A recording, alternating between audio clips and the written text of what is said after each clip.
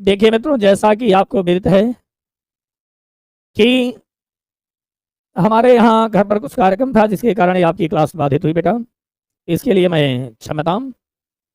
अब आगे की क्लास को हम लोग शुरू करते हैं। संस्कृत भाषा के शिक्षण में हम लोग पढ़ लिए थे अपसारी चिंतन और अभिसारी चिंतन। अपसारी चिंतन और अभिसारी चिंतन, यही हम लोग पढ़े थे ना। अब इसके बाद है भाषागत दोष।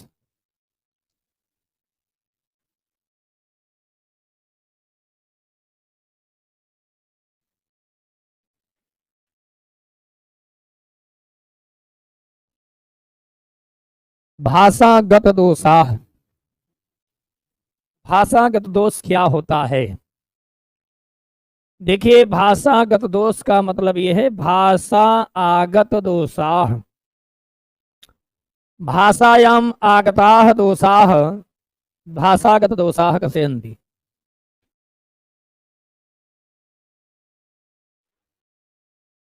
भाषायाम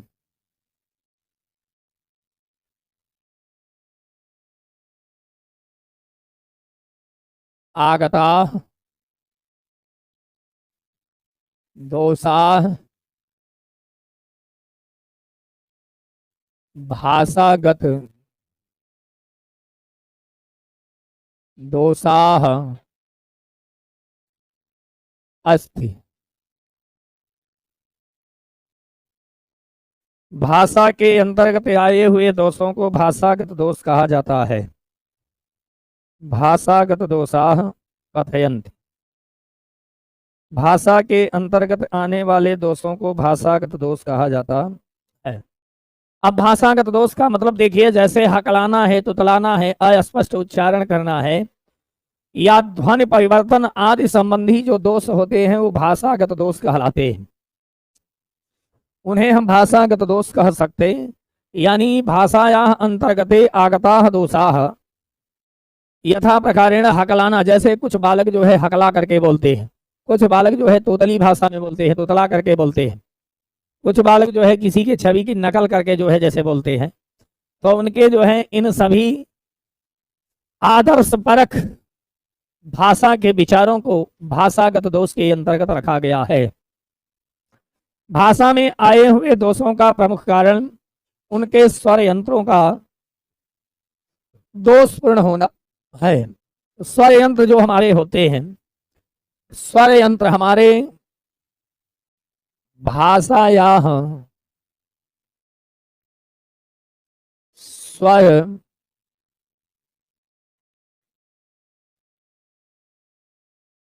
यंत्राः 8।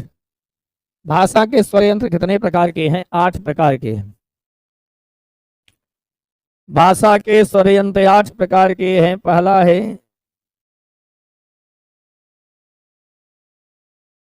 है कंठ, ताल, मूर्धा, दंत, ओष्ठ,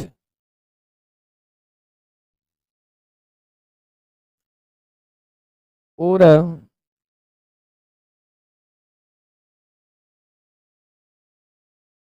जिह्वा मूल,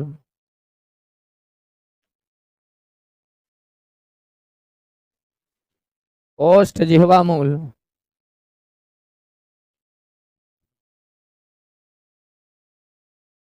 नासिका।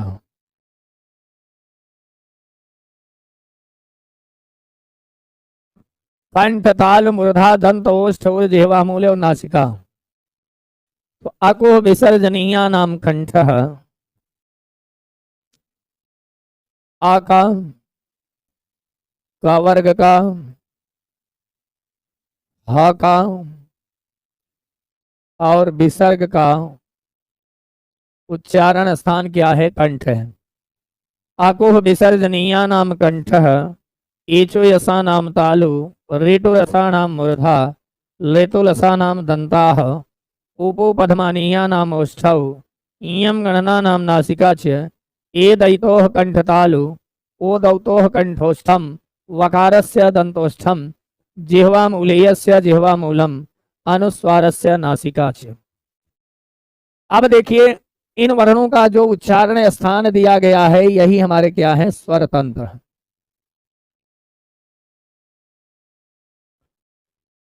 इन स्वर तंत्रों का सही जो है जब ज्ञान नहीं रहता है तो स्वर यंत्रों का सही ज्ञान न होने पर वर्णों के उच्चारण में दोष उत्पन्न होता है। जब ये दोष जन्मजात होते हैं, जैसे कुछ बच्चे वंशानुगत भी होता है कि वे उनके माता पिता अगर हकलाते हैं तो वह बालक भी हकलाने की प्रवृत्ति उसके अंतर्गत भी पाई जाती है। अब जो जो दोष विद्यमान होते हैं उन उन दोषों को क्या कहा गया है, भाषागत दोष कहा गया है। भाषागत दोष जो होता है, कहने का मतलब भाषा के अंतर्गत आए हुए दोषों को भाषागत दोष कहा गया है। यह मातृभाषा के द्वारा भी प्राप्त हो सकता है। मातृभाषा मतलब माता के द्वारा जब बालक उसी प्रकार के बातों को, उसी प्रकार के विचारों को सुनता है तो धीरे धीरे वह दोष उसके अंतर्गत विद्यमान हो जाते हैं। ये दोष ऐसे होते हैं जो वातावरण के द्वारा भी प्राप्त होते हैं, वातावरण के द्वारा भी हमारे शरीर में अपने आप आ जाते हैं। तो वातावरण के द्वारा प्राप्त हुए इन दोषों को भी भाषागत दोष के अंतर्गत रखा गया है। जैसे आप जानते हैं कुछ बच्चे किसी बात को ऐसे जो है दोहरा करके, तिहरा करके या का 3-4 बार उच्चारण करते हुए ऐसे कहते हैं, तो इसका मतलब है कि उनके अंतर्गत हकलाने की प्रवृत्ति है। कुछ लोग जो है तुतलाते हैं, कहते भैया तात है तांद आता है, तो ये तो है तुतलाने वाली बात हुई। या जैसे छोटे बच्चे जो है जब बोलते हैं तो वह जो है स्वर तंत्रों का उनको पूर्ण रूपेण ज्ञान नहीं होता है इसलिए वह तोतली भाषा में जो है बात को किया करते हैं। ठीक है, अब उनके द्वारा किया गया यह जो बातचीत है यह हमारा दोषपूर्ण होता है। तो भाषा में जो जो दोष पाए जाते हैं उनको भाषागत दोष कहा जाता है। पहला है मातृभाषा संबंधी दोष। मातृभाषा संबंधी दोष, मातृभाषा संबंधी दोष क्या होता है?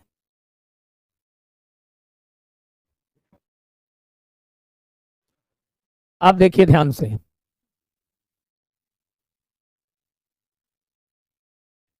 मातृभाषा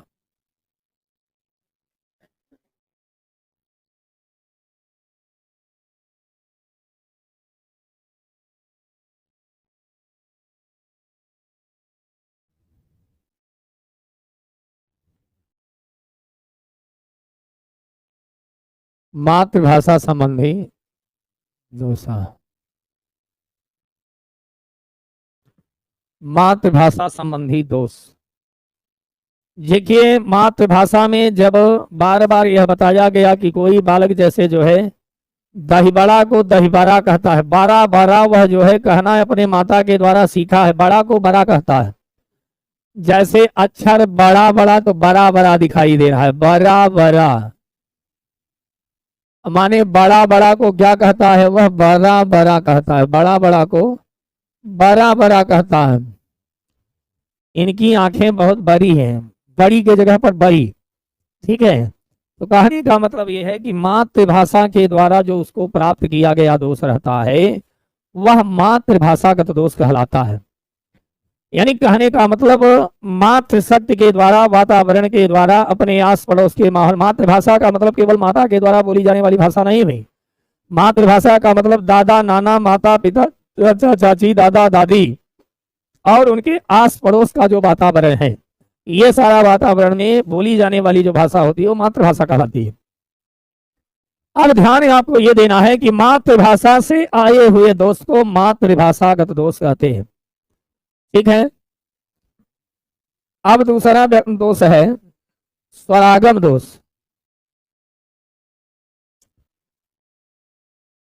स्वरागम,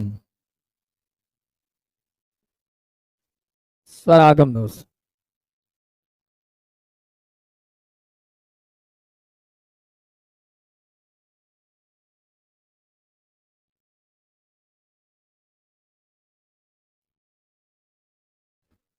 स्वरागम दोषा। स्वर तंतुओं के द्वारा आए हुए, अब यहां पर स्वर का मतलब है, स्वर का तात्पर्य है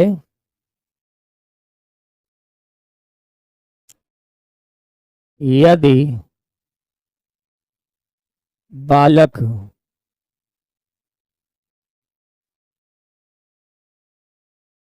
स्वर न होते हुए भी, यदि बालक स्वर न होते हुए भी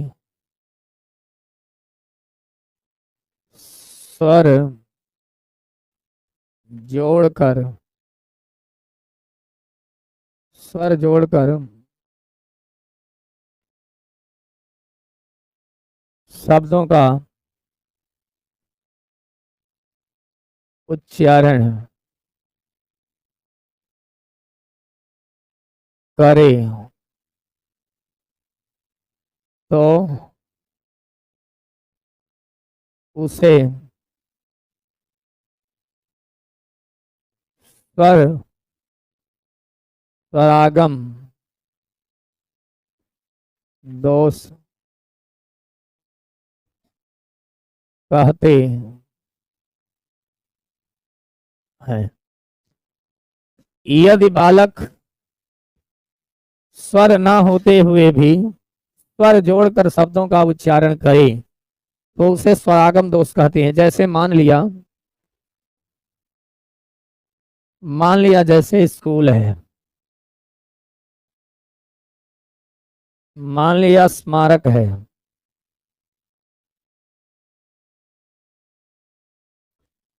मान लिया स्मारक है, मान लिया स्थल है, मान लिया स्नान है। अब इनमें आप चारों शब्दों में देख रहे हैं कि कोई भी स्वर नहीं है। चारों में शब्दों में आप देख रहे हैं आधा दंत स यहां भी है, आधा दंत स यहां भी है, आधा दंत स यहां, हर जगह आधा दंत स है। अब अगर इनके पहले हम अ या ई जोड़ करके जब उच्चारण करें, स्कूल, स्कूल, स्मारक,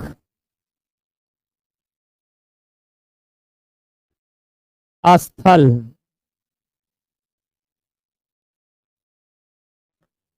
स्नान,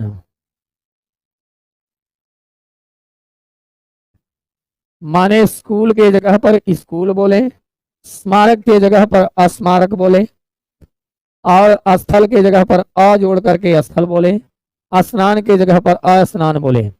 कहने का तात्पर्य है स्वर न होते हुए भी स्वरों को जोड़ करके जब हम उच्चारण करते हैं तो यह दोष हमारा स्वरागम दोष कहलाता है। यह दोष कैसा दोष कहलाता है? स्वरागम दोष।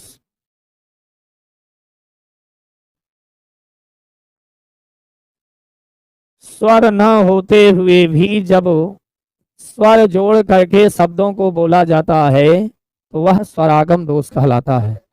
स्वर न होते हुए भी स्वर जोड़ करके जब शब्दों को बोला जाता है तो दैट इज कॉल्ड स्वरागम दोष, उसे हम स्वरागम दोष कहते हैं।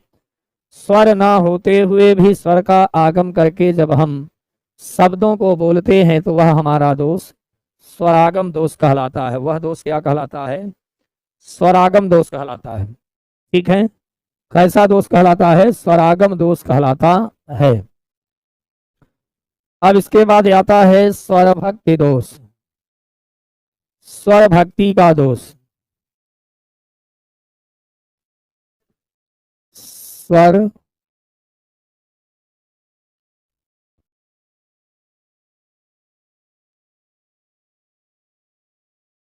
स्वर भक्ति दोष। स्वर भक्ति दोष। कहने का मतलब शब्दों के बीच में स्वर न होने पर भी जब जब जब शब्दों के बीच में स्वर न हो, शब्दों के बीच में स्वर न हो, परंतु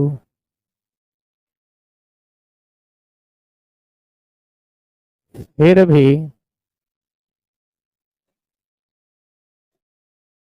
स्वर को जोड़कर स्वर को जोड़कर उच्चारण किया जाए तो वह दोष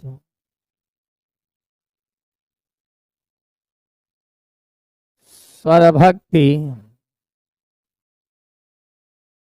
दोष कहलाता है।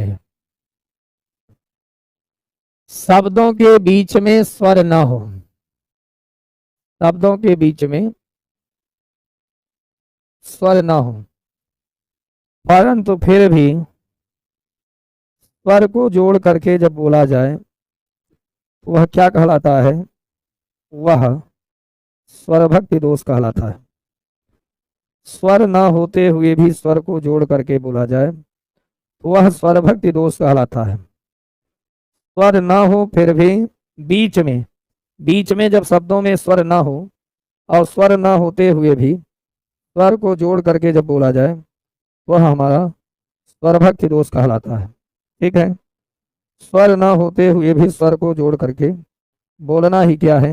स्वर भक्ति दोष है। स्वर न होते हुए भी स्वर को जोड़ करके बोलना ही क्या है? स्वर भक्ति दोष है।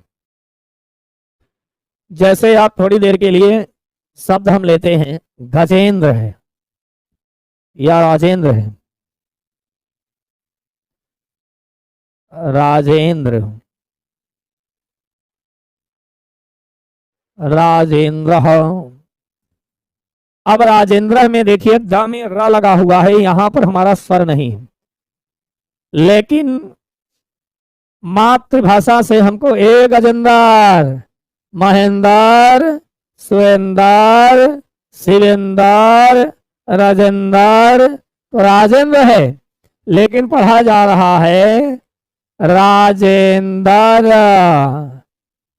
ए महेंद्र, महेंद्र है तो महेंद्र को क्या पढ़ा जा रहा है? महेंद्र। ठीक है, कहने का तात्पर्य है मेरे भाइयों एवं बहनों कि अगर स्वर नहीं है, स्वर नहीं है फिर भी स्वर जोड़ करके बोला जा रहा है, अतः कैसा दोष है? स्वर भक्ति दोष है। स्वर से इतना लगाव हो जाता, इतना प्रेम हो जाता, इतनी भक्ति हो जाती है कि स्वर बीच में स्वर ना हो परंतु फिर भी स्वर को जोड़कर उच्चारण किया जाए तो वह दोष क्या कहलाता है? स्वर भक्ति दोष कहलाता है। बात क्लियर हुई? समझ में आ गया?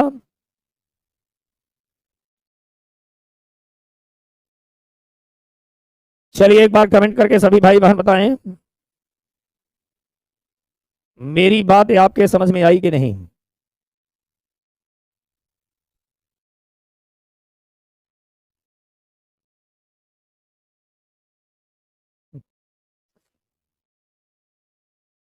चलिए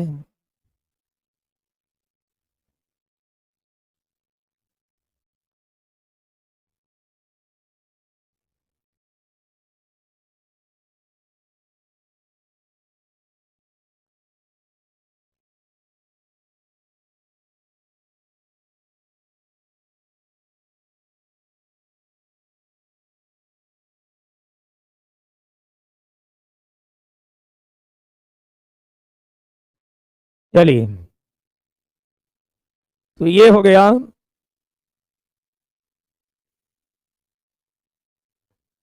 स्वर भक्ति दोष।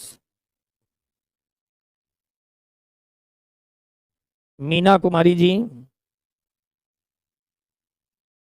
रीना जी, रश्मि, प्रिया, चलिए सभी भाइयों को बहुत बहुत धन्यवाद एवं सभी बहनों को भी बहुत बहुत धन्यवाद। चलिए, समझ में आ रहा है ना। चलिए, अब इसके बाद देखिए अगला दोष है। अगला दोष से आपका आता है वर्ण विपर्यय दोष। वर्ण विपर्यय दोष। वर्ण विपर्यय है।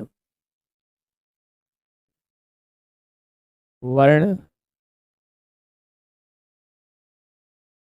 विपर्यय दोषाः। वर्ण विपर्यय दोषाः। चौथा है वर्ण विपर्यय दोषाः।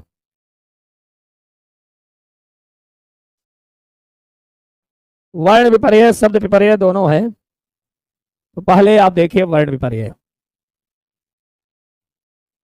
वर्ण विपर्यय दोषाः।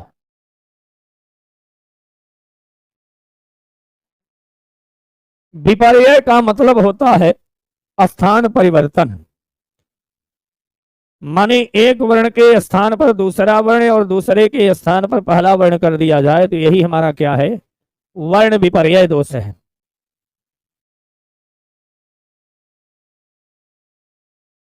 जब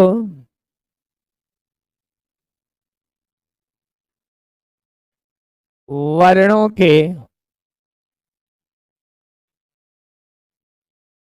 स्थान को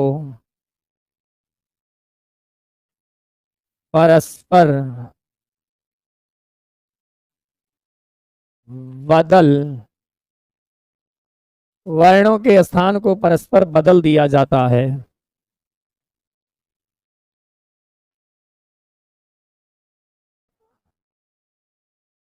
तो ऐसे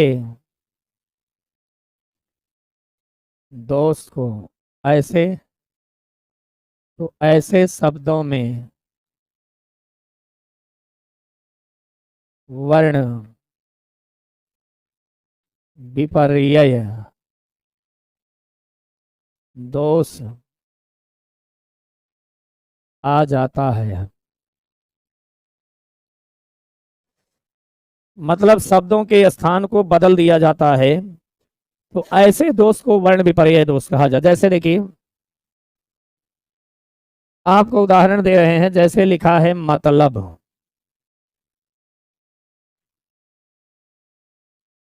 मतलब के स्थान पर मतबल। हमारे कहने का मतबल ये है मतलब। अब बोला क्या जा रहा है, मतबल। तो मतलब के माने ल के स्थान पर ब हो गया, ल के स्थान पर ब हो गया और ब के स्थान पर ल हो गया। ठीक है, तो यह कैसा दोष हो गया, ये हमारा वर्ण विपर्यय दोष हो गया। कैसा दोष हो गया भैया, ये वर्ण विपर्यय दोष है।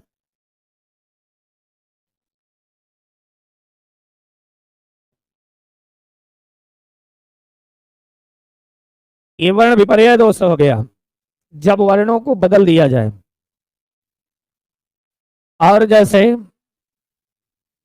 लड़की है, लड़की है,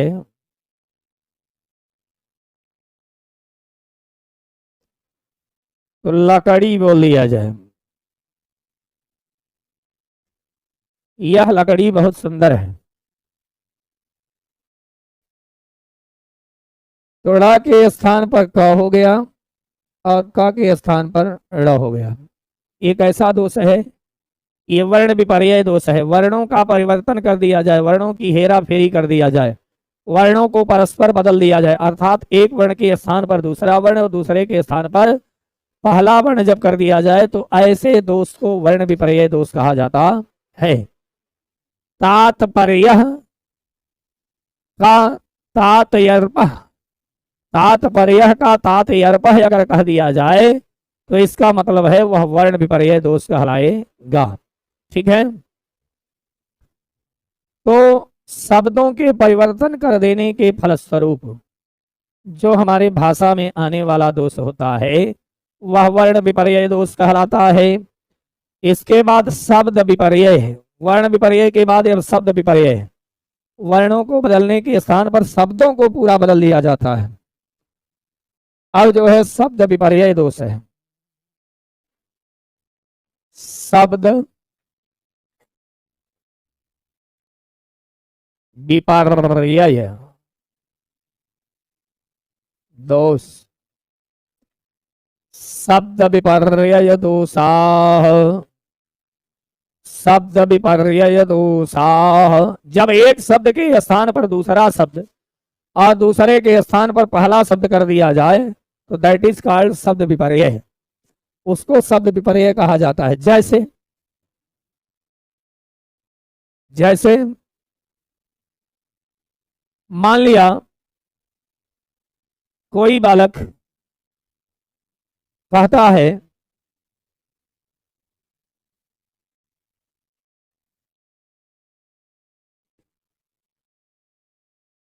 गाय को काट कर गाजर खिलाओ।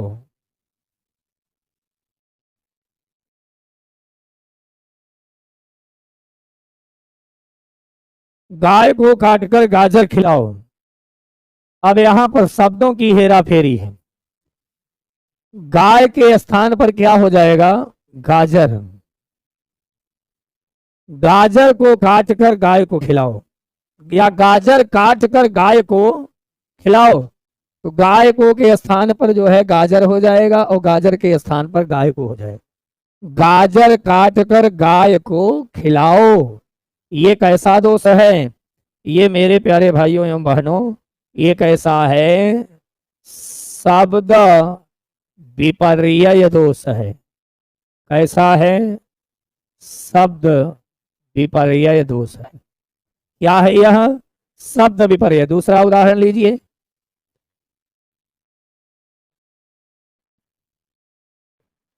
यहां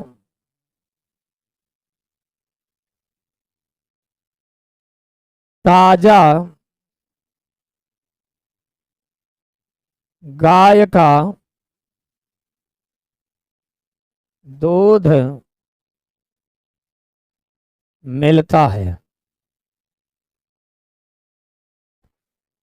गाय का के स्थान पर ताजा हो जाएगा और ताजा के स्थान पर गाय का हो जाएगा।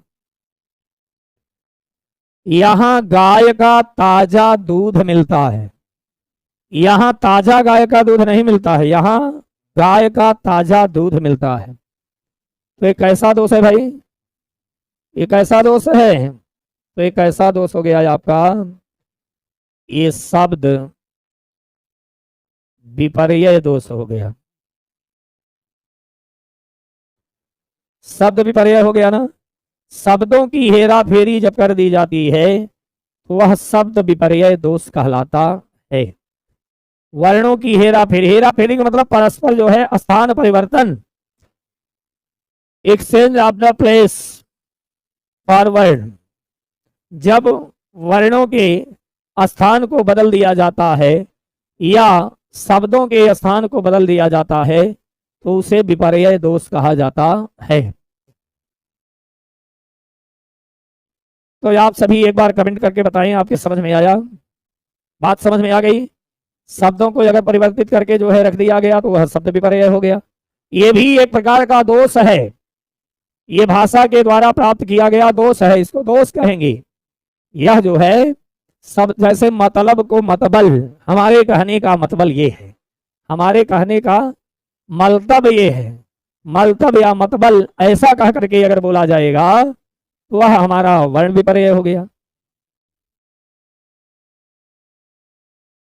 आज आज सोमवार का दिन है। अब सोमवार स्वयं दिन है, यहां तो जो है शब्दलोप दोष है। शब्दलोप दोष, वर्ण लोप दोष होता है, वर्ण लाघव दोष होता है, वर्ण लाघव। आप पढ़िए आप वर्ण लाघव दोष। वर्ण लाघव क्या कहलाता है?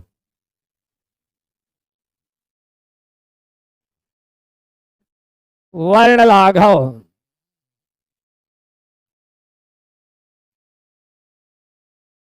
वर्ण लाघव दोष।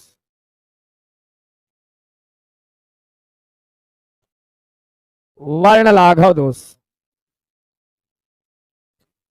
वर्णों को जब लाघ करके बोला जाता है, यानी बीच के वर्णों को जो है बोला ही न जाए, लाघ करके अंतिम वर्ण को बोला जाए, तो वह वर्ण लाघव दोष है। जैसे मास्टर साहब,